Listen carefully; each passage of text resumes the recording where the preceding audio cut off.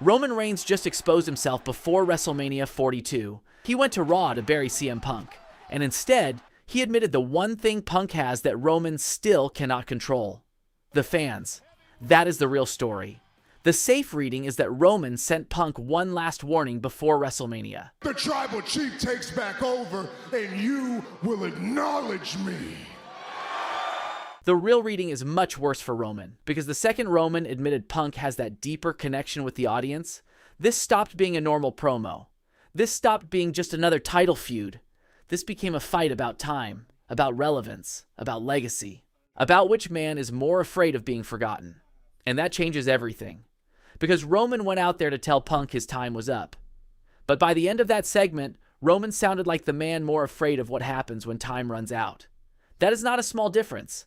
That is the entire feud now. And the reason this hit so hard is because Punk did not play the role Roman expected.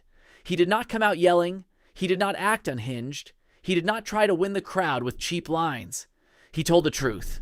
Or at least, the kind of truth that gets under your skin because it sounds too real to dismiss. Punk admitted he hates Roman because he envies him. I hate you too.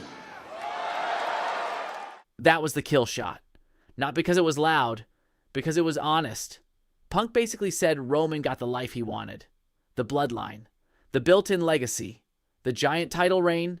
The machine behind him. The spot at the top. The kind of platform Punk always had to fight for. And once Punk framed the feud like that, everything changed. Now this was not just hatred. Now this was envy. Now this was two men staring at each other like mirrors, each one seeing the life he wishes had been his. And then Punk apologized. A lot of people are going to hear that and say, WWE softened the feud. I think the opposite happened. I think that apology made the segment meaner, because it stripped Roman's easiest shield away. No more hiding behind family outrage. No more escaping into "you crossed the line." No more moral high ground. Punk cleared all of that off the table and forced Roman into the real fight. You hate me because I represent something you still want. And I hate you because you were born into things I had to bleed for. That is not softer. That is crueler. Because once the feud gets that honest, somebody has to blink. And Roman blinked. That was the moment this whole thing changed. Not when Roman raised his voice, not when he acted superior, not when he said, "Your time is up." The moment everything changed was when Roman admitted Punk has the one thing he still envies. That connection. That real one. That strange bond with the audience that feels natural, irrational, and impossible to fake. That Punk has it. And worse than that, Roman admitted he still wants it. That is the line that matters. Because it tells you Roman is not just fighting Punk. He is fighting the one truth he cannot dominate. Power is not the same thing as connection. That is the wound. That is the insecurity. That is why this promo matters. Roman was supposed to sound dangerous. Instead, he sounded haunted. He sounded like a man who has achieved almost everything and still is not sure it will ever feel like enough. And that is where the whole feud flips, because now every line Roman says has a second meaning, especially the biggest one. Your time is up. Roman wants to define Punk before the bell even rings. If Punk can be framed as a relic, then every comeback feels less like defiance and more like desperation. That is smart. But Roman created a problem for himself. The second he admitted Punk has the deeper bond with the audience, the whole dynamic flipped.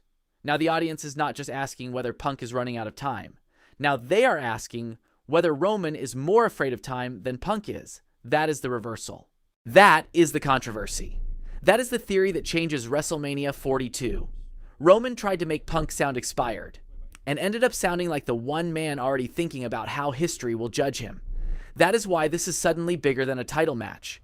Before Raw, this feud was easy to explain. Ego, hatred, championship, status. After Raw, it became something much uglier. CM Punk is fighting to prove he is not just a nostalgia act living off chance and memory.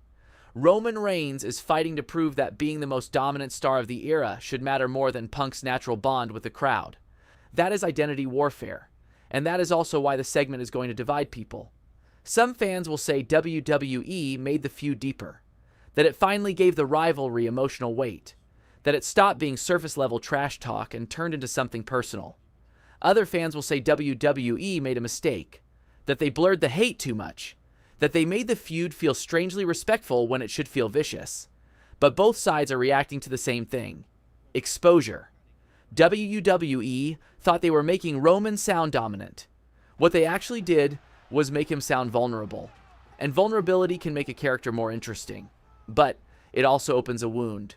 Roman is terrified that all his greatness still might not create the kind of love Punk gets naturally. That is the real WrestleMania 42 story. Not just whether Roman can beat Punk.